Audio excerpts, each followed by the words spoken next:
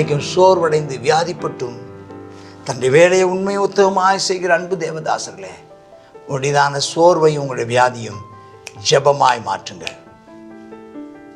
ஜெபமாய் மாற்றுங்க. கர்த்தர் நிச்சயமாய் இந்த ராஜ்யத்துக்கு ஒரு மட்டும் உண்டாக்குவார். பெல்சாத்சார் இதெல்லாம் பார்க்கும்போது அதெல்லாம் அங்கே அவன் காலத்தில் நடக்குது. ஒரே நாளில் நினச்சாங்க எத்தனை வருஷம், ஒரே நாள் ராத்திரியில் அந்த ராஜ்யம் கவிழ்க்கப்பட்டு போயிடுச்சு. புதிய ராஜ்யம் வந்தது. ஒரே நாள் எதிர்பாராத விதமாய் திடீரென்ற ஒரு முடிவு வரும். கைகளினாலே அல்ல, வேறு விதமாய் முறித்து போடப்பட்டதை பத்திரிகைகளில் நீங்கள் வாசிக்கிற காலம் வருகிறது. ஆண்டவர் அனுமதித்துக் கொண்டே இருக்க மாட்டார். கர்த்தர் தம்முடைய ஜனத்துக்காக யுத்தம் பண்ணுவார். பெரும் காற்று வீசினாலும் கடல் கொந்தளித்தாலும் சோர்ந்து போக மாட்டேன். முக்கள் என்னை கொத்தினாலும் அக்கினியில் நடந்தாலும் பயப்படவே மாட்டேன். பெரும் காற்று வீசினாலும் கடல் கொந்தளித்தாலும் சோர்ந்து போக மாட்டேன். முக்கள் என்னை குத்தினாலும் அக்கினியில் நடந்தாலும் பயப்படவே மாட்டேன். என் இயேசு என்னோடுண்டு, நான் எதற்கும் பயப்படேன். என் இயேசு என்னோடுண்டு, நான் எதற்கும் அஞ்சிடேன். என் இயேசு என்னோடுண்டு, நான் எதற்கும் பயப்படேன். என் இயேசு என்னோடுண்டு, நான் எதற்கும் அஞ்சிடேன். காற்று வீசினாலும் கடல் கொந்தளித்தாலும் சோர்ந்து போக மாட்டேன். முக்கள் என்னை குத்தினாலும் அக்கினியில் நடந்தாலும் பயப்படவே மாட்டேன். காற்று வீசினாலும் கடல் கொந்தளித்தாலும் சோர்ந்து போக மாட்டேன்.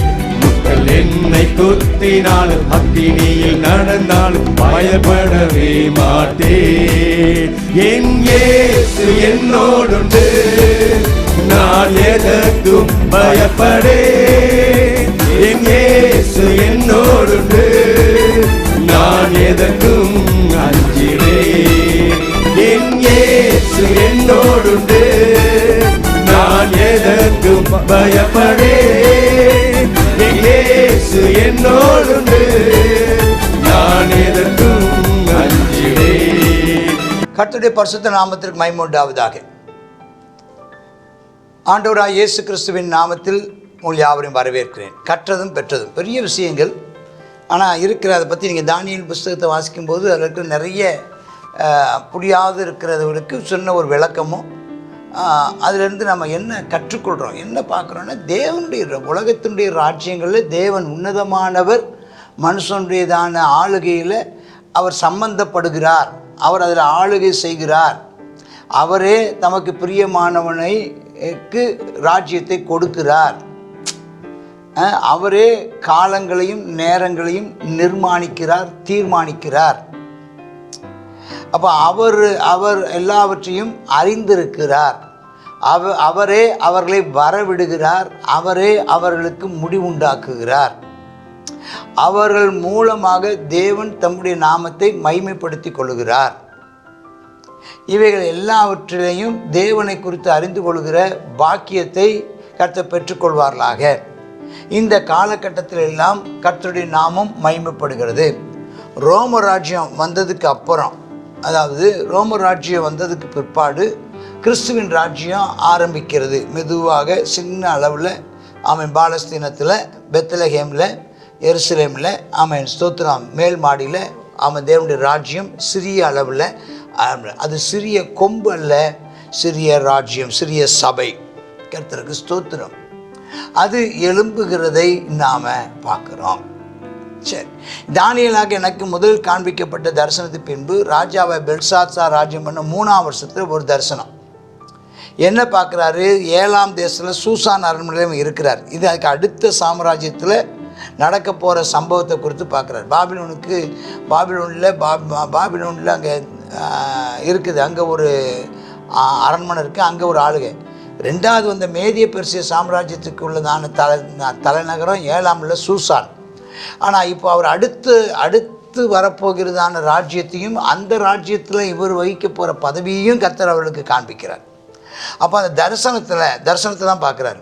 அந்த ஊழாய்ங்கிறதான ஒரு ஆறு இருக்குது, அந்த ஆற்றங்கரையில் நிற்கிறார். ஆற்றங்கரை ஓரத்தில் ஜெபிக்கிற ஜெபங்களில் ரொம்ப நல்ல சிறப்பான ஞாபகத்தில் இருக்கும் ஜெபங்களில் ஒன்று ஆற்றங்கரை ஓரம் ஜெபிக்கிற ஜெபம்.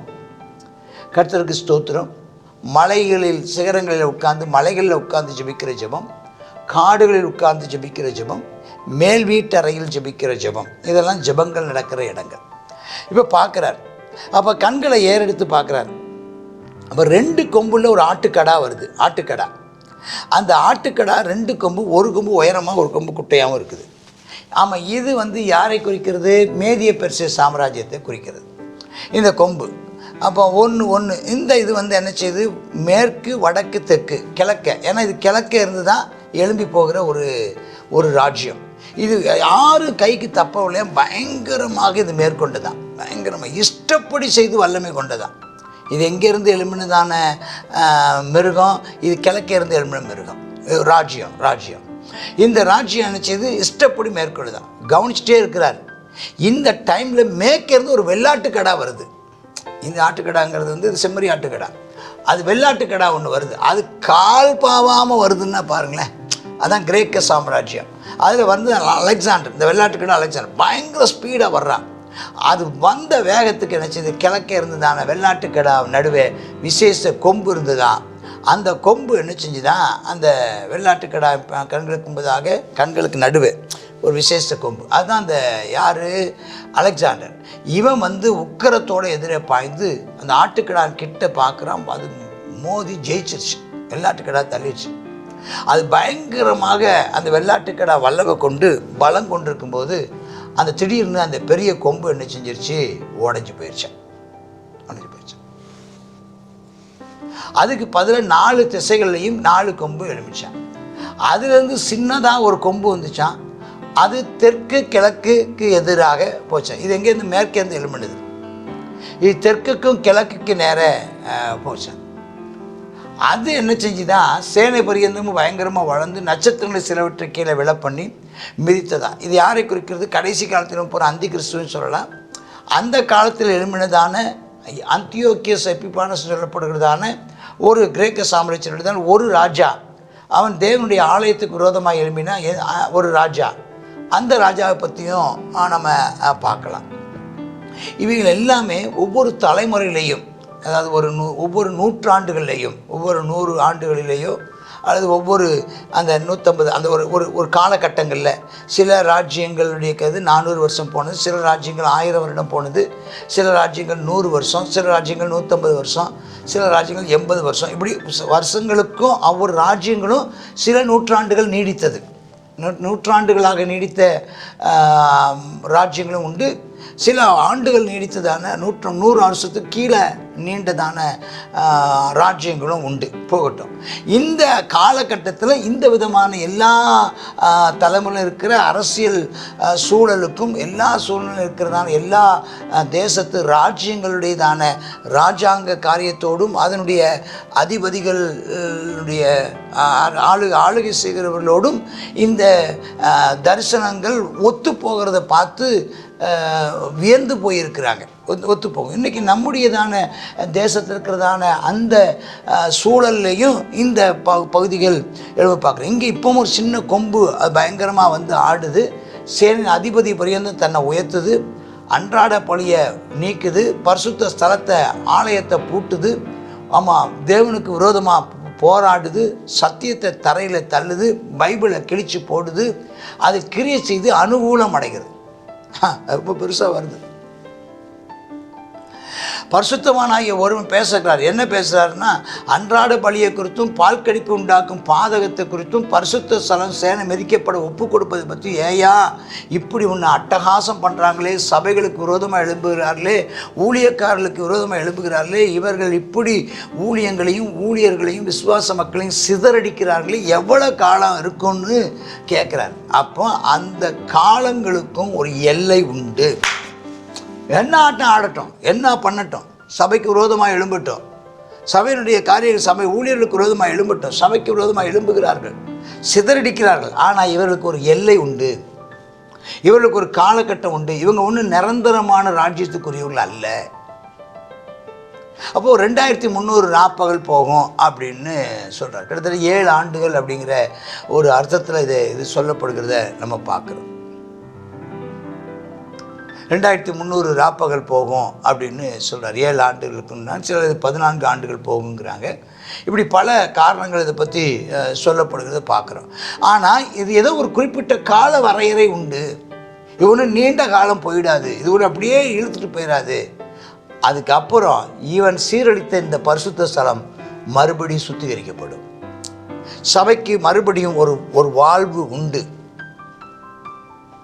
சபை மறுபடியும் துளிர்க்கும், சபை மறுபடியும் உயரும், சபை மறுபடியும் பெருகும், சபை மறுபடியும் ஆமென் ஸ்தோத்திரம் ஆளுகை செய்யும். அப்போ இந்த தரிசனம்லாம் காணப்படுறதை பார்க்குறோம். இதுதான் அந்த 14ஆம் வசனத்தினுடைய அர்த்தம். ஒரு குறிப்பிட்ட காலகட்டத்துக்கு அப்புறம் ஒரு மாற்றங்கள் வரும். அப்போ அந்த பொருள் அறியணும்னு சொல்லும்போது ஒரு மனுஷ சாயலான ஒருவன் எதிரே நின்றான். மனுஷ சாயலான ஒருவன், இந்த ஒருவர்னு வந்திருந்தால் அது நம்ம கிறிஸ்துவ சொல்லலாம். ஒருவன் வந்ததுனால ஏதோ ஒரு காப்ரியேலோ அல்லது மிகாவேலோ அல்லது ஏதோ ஒரு தேவதூதன் வந்து நிற்கிறார். அப்போ அன்றியும் காப்ரியேலே இவனுக்கு தரிசனத்தை விளங்க பண்ணென்று ஊழாயின் மத்தியில் கூப்பிட்டு சொல்கிற ஒரு மனுஷ சத்தத்தை கேட்குறார். அப்பொழுது அவன் நான் நின்ற இடத்துக்கு வர்றான். திடுக்கிட்டு மூங்குப்புற நான் விழுந்தேன் என்ற மாதிரி கவனி, இது முடிவு காலத்துக்கு அடுத்ததுன்னு சொல்கிறார். அவன் என்னோட பேசும்போது நான் தரையில் முகங்குப்புற கிடக்கிறேன். அயர்ந்த நித்திரை, அப்படி தொட்ட உடனே மயக்கம் போட்டு கீழே விழுந்துட்டார். அப்புறம் அந்த மனுஷன் என்ன செய்கிறாரா, தொட்டு அவனை கால் உண்டு நிற்க செய்கிறாரா. அப்போ கோபத்தின் முடிவு காலத்தில் சம்பவிப்பதை உனக்கு தெரிவிப்பேன், இது குறிக்கப்பட்ட முடிவு காலத்துக்கு அடுத்ததுன்னு கர்த்தர் சொல்கிறேன். இப்போ இல்லை, ஒரு குறிப்பிட்ட காலகட்டத்துக்கு அப்புறம்னு சொல்லி முடிக்கிறார். எங்கே 19ஆவது வசனத்தில். அப்போ என்னென்னா இதெல்லாம் நடக்க போகுது, இப்படி தான் சம்பவிக்க. நீங்கள் என்னென்னா என்னவோ சம்பவிக்குது, எப்படியோ சம்பவிக்குது, இதனுடைய முடிவு என்னவா இருக்கும், இனி அவ்வளோதானா, இனி வந்து சிதிலமடைஞ்ச அந்த எருசலேம் அவ்வளோதானா, அது கட்டப்பட வாய்ப்பு இல்லையா? இதுதான் தானியேலுடைய தானம் மிகப்பெரிய பாரம். ஆமாம் ஸ்தோத்திரம். இப்போ நமக்கு இருக்கிற பாரம் சபை அவ்வளவுதானா, சபை சீரழிக்கப்படுகிறதா, சபை சிதறடிக்கப்படுகிறதா, ஸ்தோத்திரம் அவ்வளவுதானா, முடிந்ததா அப்படிங்கிற இடம். அப்போ இல்லை கொஞ்சம் பொருள் நடக்கிறத நான் சொல்கிறேன், முடிவு காலத்துக்கு அடுத்ததுன்னு சொல்லிட்டு 20ஆம் வசனம். நீ கண்ட 2 கொம்புள்ள ஆட்டுக்கடா அந்த மேதிய பெர்சிய ராஜா, அந்த ரோமமுள்ள வெள்ளாட்டுக்கடா கிரேக்க தேசத்தின் ராஜா, அது நடுவிலிருந்து ஒன்று வந்தது பாருங்கள், அது முதலாம் ராஜா அலெக்சாண்டரு.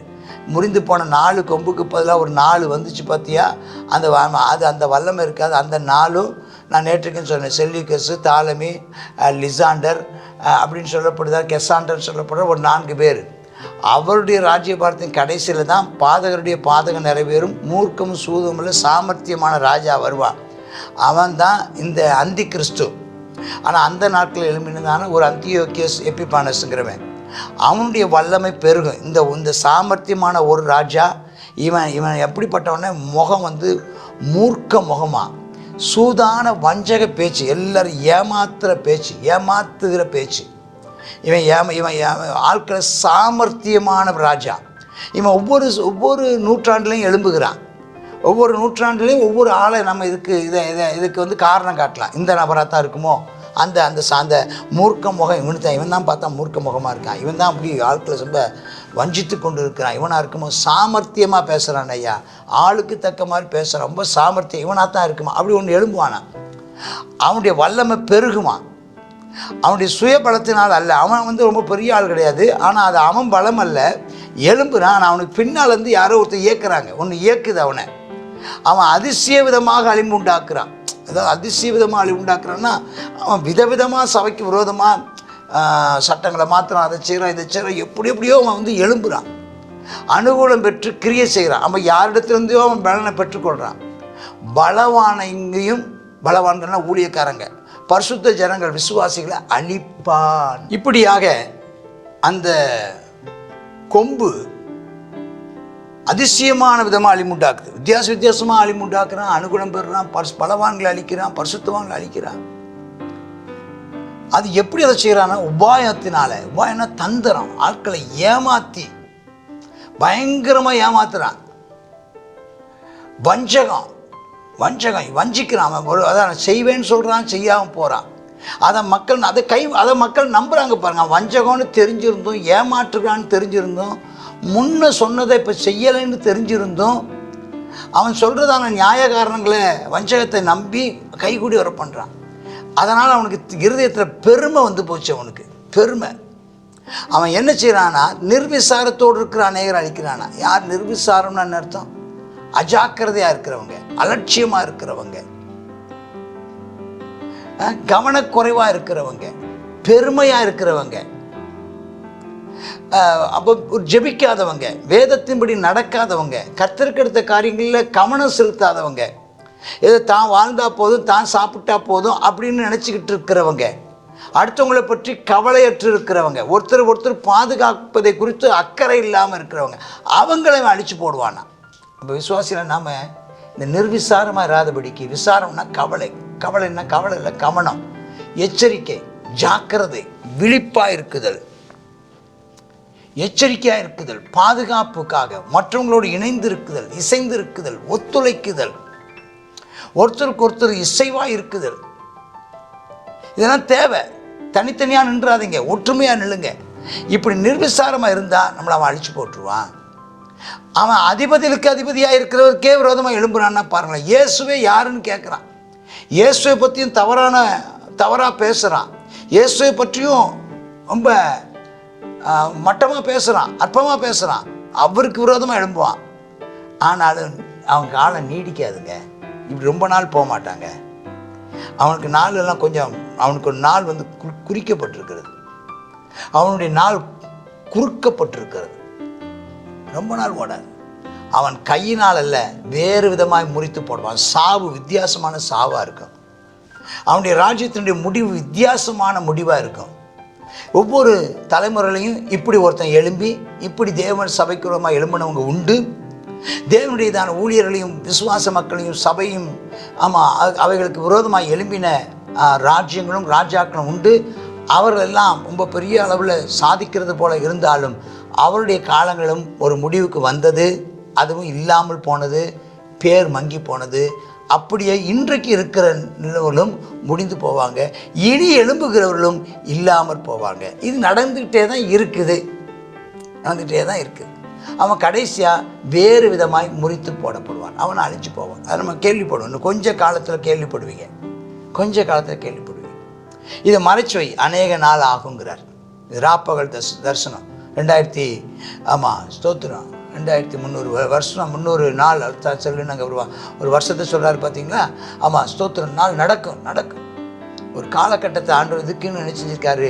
ஒரு காலகட்டத்தை ஆண்டவர் நியமித்து வச்சிருக்கிறாரு. கர்த்தருக்கு ஸ்தோத்திரம். காலகட்டம் இருக்குது. 2300 ராப்பகல் முடியும். இதுக்கு ஒரு 7 வருஷம், 14 வருஷங்கிறாங்க. ஆமாம், முடியும். இதுக்கு ஒரு முடிவு உண்டாக்கும். அப்போது தானியேலாகி நான் சோர்வடைகிறேன். இது கேள்விப்பட்டன சோர்வு. எதுக்காக சோர்வுபடுறோம்? வியாதிப்பட்டிருக்கிறாரா, ரொம்ப கஷ்டப்பட்டு ராஜா வேலையை செஞ்சுட்டே இருக்கிறார். என்ன விசாரணை? நான் இவ்வளோ தூரம் இந்த ஆட்களுக்கு உண்மையாக இருந்து வேலை செய்கிறேன். பாபிலோன் ராஜாவுக்கு இவ்வளோ தூரம் நான் உத்தமமாக வேலை செய்கிறேன், இவ்வளோ தூரம் அக்கறையாக வேலை செஞ்சிட்ருக்கிறேன். ஆனால் என் ஜனத்துக்கு மீட்பு இல்லையே. என் ஜனங்கள் இன்னும் சிதலம் அடைந்து கிடக்கிறார்களே. எங்களுடையதான தேசம் எருசலேம் ஆலயம் தீக்கிரையாக்கப்பட்டு கிடக்கிறது. எங்களுடைய ஜனங்கள் இங்கே அடிமைகளாக, கொத்தடிமைகளாக இருக்கிறார்களே.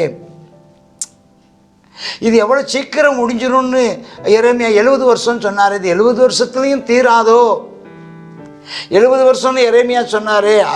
அதோட முடிவடையாதோ? எப்போது எருசலேம் கட்டப்படும்? எப்போது எங்கள் ஜனங்கள் மறுபடியும் தேசத்தில் கூட்டி சேர்க்கப்படுவார்கள்? இதென்னவோ அதில் என்ன ஆண்டவர் சொல்லிவிட்டாருன்னா, அநேக நாள் சொல்லுன்னு வேற சொல்லிட்டாரே. நினைக்கிறேன், இப்போ நம்ம காலத்துக்குள்ளே எருசலேம் போயிட மாட்டோமா? நம்ம காலத்துக்குள்ளே நம்ம எருசலேம் ஆலயத்தை போய் கட்டுவதை போய் பார்க்க மாட்டோமா? நம்ம மறுபடியும் ஸ்தோத்திரம் அந்த தேசத்துக்குள்ளே வெளியே வந்த நாம் மறுபடியும் அந்த தேசத்துக்குள்ளே நம்ம போக மாட்டோமா? நம்முடைய ராஜ்யம் மறுபடியும் தாவீதின் சிங்காசனம் மறுபடியும் ஸ்தாபிக்கப்படாதா? ராஜ்யம் எழும்பாதான்னு சொல்லி அப்படி அந்த சோர்வடைந்து இருக்கிறான். இன்றைக்கும் சோர்வடைந்து வியாதிப்பட்டும் தன்னுடைய வேலையை உண்மை உத்தவமாய் செய்கிற அன்பு தேவதாசர்களே, உடையதான சோர்வையும் உங்களுடைய வியாதியும் ஜெபமாய் மாற்றுங்கள். ஜெபமாய் மாற்றுங்கள். கர்த்தர் நிச்சயமாய் இந்த ராஜ்யத்துக்கு ஒரு மட்டு உண்டாக்குவார். பெல்சாத்சார் இதெல்லாம் பார்க்கும்போது அதெல்லாம் அங்கே அவன் காலத்தில் நடக்கு. ஒரே நாளில் நினைச்சாங்க எத்தனை வருஷம், ஒரே நாள் ராத்திரியில் அந்த ராஜ்யம் கவிழ்க்கப்பட்டு போயிடுச்சு. புதிய ராஜ்யம் வந்தது. ஒரே நாள் எதிர்பாராத விதமாய் திடீரென்ற ஒரு முடிவு வரும். கைகளினாலே அல்ல, வேறு விதமாய் முறித்து போடப்பட்டதை பத்திரிகைகளில் நீங்கள் வாசிக்கிற காலம் வருகிறது. ஆண்டவர் அனுமதித்துக் கொண்டே இருக்க மாட்டார். கர்த்தர் தம்முடைய ஜனத்துக்காக யுத்தம் பண்ணுவார். கர்த்தர் தம்முடைய சபையை கட்டுவார். தேவனுடைய ராஜ்யம் நிச்சயமாக அந்த பூமிக்கு வரும். நிச்சயமாக தேவனுடைய சித்தம் இந்த பூமியில் செய்யப்படும். நான் விசுவாசிக்கிறேன், ஒரு நாள் இந்த பூமியில் தேவனுடைய ராஜ்யம் ஸ்தாபிக்கப்படும். மேசியா இயேசு கிறிஸ்து ராஜாவாய் வீற்றிருப்பார். ஒரு நாள் நிச்சயமாக அந்த பூமிக்கு வரும். தேவனுடைய சித்தம் பரிபூர்ணமாய் நாலா திசைகளிலேயும் ஸ்தோத்திரம் முழு பூமி உருண்டையிலேயும் தேவ சித்தம் செய்யப்படுவதை நம்முடைய கண்கள் காண்பதாக. ஆமேன், ஆமேன். God bless you.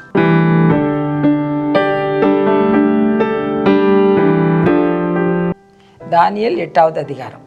தானியேல் 8வது அதிகாரத்துலேயும் நம்ம இதே காரியங்களை தான் நம்ம பார்க்குறோம். அந்த மேதிய பெர்சிய ராஜ்யம் வந்து பாபிலோன் ராஜ்யத்தை என்ன செய்திருச்சு, அழித்து போட்டது. அதுக்கு பின்பதாக என்ன செய்திச்சு, ரோம சாம்ராஜ்யம் வந்துச்சு.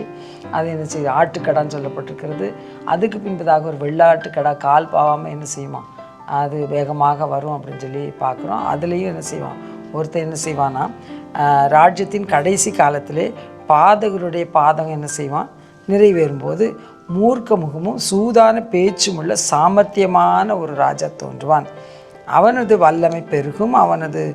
அவன் சுய பலத்தினாலே அல்ல, அவன் என்ன செய்வான், அதிசயமான விதமாய் அழிம்பு உண்டாக்கி என்ன செய்வாங்க, அனுகூலம் பெற்று என்ன செய்வானா, கிரியை செய்து பலவான்களையும் பரிசுத்தவான்களையும் என்ன செய்வானா, அழிப்பானா. அதான் இந்த காலத்தில் நம்ம நடந்து கொண்டிருக்கிற காரியத்தை நம்ம இதில் பார்க்குறோம். அவன் தன் உபாயத்தினால் என்ன செய்வானா, வஞ்சகத்தை கைகூடி வர பண்ணி தன் இருதயத்தின் பெருமை கொண்டு நிர்விசாரத்தோடு இருப்பவர்களை என்ன செய்வானா, அழித்து போடுவான். அதிபதிகளுக்கு அதிபதியானவருடைய தான் அவருக்கு விரோதமாக, அதாவது இயேசு கிறிஸ்துவுக்கு விரோதமாக வருவான். ஆனாலும் அவன் கையினால் இல்லை, வேறு விதமாய் என்ன செய்யப்படுவான், முறித்து போடப்படுவான் என்று சொல்லி பார்க்கிறோம். ஆகையினால இந்த போராட்டத்தில் நாம் தோற்று போயிடுவோம்னு நினைக்காதீங்க. என்ன தான் வந்தாலும் நாம் என்ன செய்ய போகிறோம், ஜெயிக்க போகிறோம். எவ்வளவு சாமர்த்தியமான வல்லரசுகளாக இருந்தாலும் எல்லாமே என்ன செய்திருச்சு, வீழ்ந்து போயிட்டு. ஆகையினால எல்லாவற்றுக்கும் மேலாக ராஜாதி ராஜா ஆளுகை செய்ய போகிறார். அவருக்கு நம்ம காத்திருப்போம். ஆனால் நம்ம என்ன செய்யணும், இந்த இடத்துல என்ன செய்யப்பட்டிருக்குது, பெருமை இருக்கக்கூடாது, நிர்விசாரம் இருக்கக்கூடாது. என்னத்தை வந்துடும் என்ன அப்படின்னு சொல்லி நம்ம நிர்விசாரமாக இருந்து ஜெபிக்காமல் நாம் எப்பொழுதும் போல் நம்ம இருந்தோமானால் என்ன செய்ய முடியாது, நாம் தோற்று போயிடுவோம். ஆகையினால் நம்ம தொடர்ந்து ஜெபிக்கிறதுல, தேவ சமூகத்தில் காத்திருக்கிறதுலையும் நம்ம பெருமையாக இல்லாமல் தாழ்மையாக நடந்து கொள்வதையும் கர்த்தர் விரும்புகிறார், எதிர்பார்க்கிறார். அதை செய்வோம். ஜெபம் பண்ணுவோம். அப்பா ஸ்தோத்திரம் ஆண்டவரே, கிருபை இரக்கம் தான் நல்ல பிதாவே, இந்த வேலைக்காக உங்களுக்கு நன்றி செலுத்துகிறோம். இந்த நாளிலும் கர்த்தாவே நாங்கள் என்னப்பா ஸ்தோத்திரம் அப்பா அதில் எழுதப்பட்டிருக்கிறதான சத்தியங்கள் நிறைவேறும் என்பதை நாங்கள் பார்க்கிறோம். நாங்கள் இன்னும் கர்த்தாவே அப்பா நிர்விசாரமாய் அப்பா நாங்கள் ஜெபிக்காமல் நாங்கள் பாட்டுக்கு நாங்கள் உண்டு எங்கள் வேலை உண்டுன்னு இருந்து அப்பா கடைசியில் அந்த அந்த பொல்லாங்கன் வந்து அந்த கர்த்தாவே அப்பா சூதுள்ள மனுஷன் வந்து எங்களை விழுங்கி போடாதபடிக்கு நாங்கள் ஜாக்கிரதையாக இருந்து உம்முடைய செட்டைகளின் மறைவில் அடைக்கலம் புகுந்து கொள்ள கிருபை தாரும். ஆமென். குமாரன் கோபம் கொள்ளாமல் வழியில் அழியாமல் இருக்கும்படி அவரை முத்தம் செய்யுங்கள். கொஞ்ச காலத்தில் அவருடைய கோபம் பற்றி அவர் அண்டிக்கொண்டிருக்கிற அவர்கள் பாக்கியவான்கள் சொல்லப்பட்டிருக்குதுப்பா. எங்கள் தேவனே ஆமென் அப்பா, நாங்கள் உண்மை அண்டிக்கொள்ள உம்முடைய கிருபைக்கு காத்திருக்க அப்பா, நாங்கள் கற்றுக்கொண்டதிலே நாங்கள் நிலைத்திருக்க எங்களுக்கு கிருபை தாரும். ஆவியானவரே, உம்முடைய கரங்களை எங்களை ஒப்புக் கொடுக்கிறோம். நாங்களோ உம்முடைய பிள்ளைகள் அப்பா, உம்முடைய தான் நாமம் தரிக்கப்பட்டவர்கள். உம்முடைய நாமத்தின் நிமித்தமாய் உம்முடைய பிள்ளைகளை நீதியின் பாதையில் நடத்துவீராக. எல்லா ஆபத்துகளுக்கும் விபத்துகளுக்கும் ஆமேன் உம்முடைய பிள்ளைகளை விலக்கி பாதுகாத்து கொள்வீராக.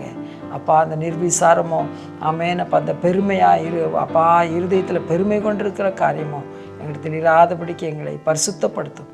இயேசுவின் நாமத்தில் ஜெபிக்கிறோம் நல்ல பிதாவே. ஆமேன், ஆமேன்.